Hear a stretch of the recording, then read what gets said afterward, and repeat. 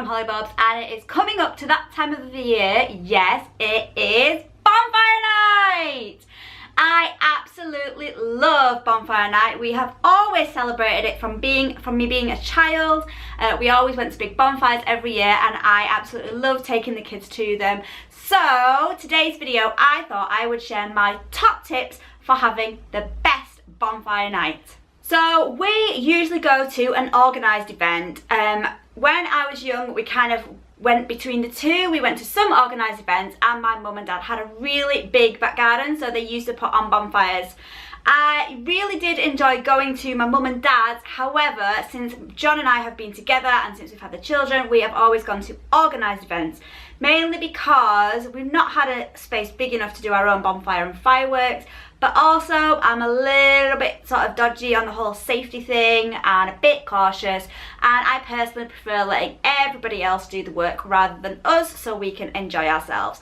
So we have a couple of local events that we've been to, and they do a big bonfire, they put on fireworks, they do the food, drinks, they have like fairground rides for the kids, and it's not particularly expensive to go, so that's what we've always done. So if you have a local event, have a search, have a Google, go on Facebook and see if there's anything locally, and give it a try, because to me organised events are really good fun and they're really easy, especially when you've got kids to chase around and look after. It's always easier to let somebody else do the work for you.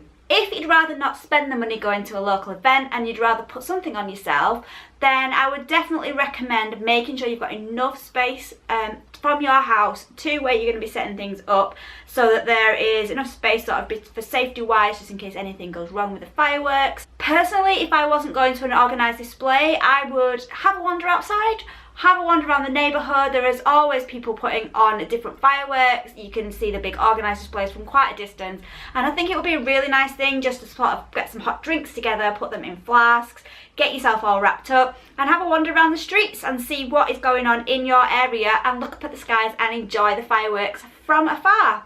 Another tip for firework night, especially when you're with children, is layers. You never know what the weather is going to be like. It can start off fine and ending up absolutely chucking it down. So I would recommend making sure you lay yourselves up, and definitely layering your kids up. So don't be putting on like really thick woolly jumpers and then nothing on underneath them, because if it gets too hot and they need to take things off, especially when they've been running around. My little boy gets so sweaty when he's running around that I'm often like stripping him back. But obviously you don't want to leave him in just a vest when it's November. So try and put a few different layers on, like a vest, t-shirt, jumper coat, something like that, scarves, hats, gloves, waterproofs if you have them, and definitely wellies, because they can definitely get muddy in these big fields where these firework events are happening. So make sure you are prepared for all different temperatures and all different weathers. Another tip, particularly for children, is to buy some ear defenders. Unfortunately, it's something that we just didn't do when my two were little, and I don't think they were necessarily around much, but now you can go on places like Amazon or eBay and there were loads of them around. They're lovely little ear defenders just made specifically for children, and they just sort of hide that noise and block that noise from their ears, especially sort of up to like 3 or 4 years old, when they don't really understand what's going on and all they can hear is these really, really loud bangs.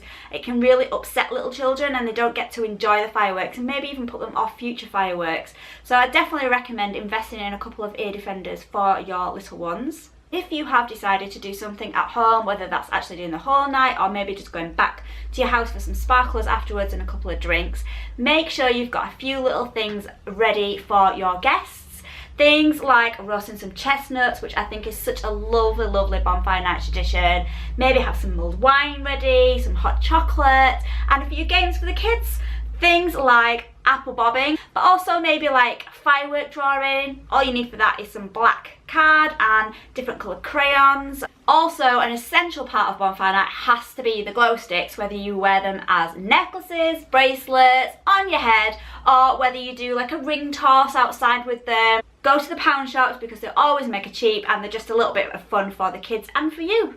Of course, finally, make sure you stay safe. Follow the firework code. make sure you're far away from displays, make sure children are far away, and if they're using sparklers, make sure they've got gloves on and that there is water and buckets of sand to hand to put out anything that you need to put out, whether that's sparklers when they're done or fireworks, or if there's anything going on you can just chuck the sand on there.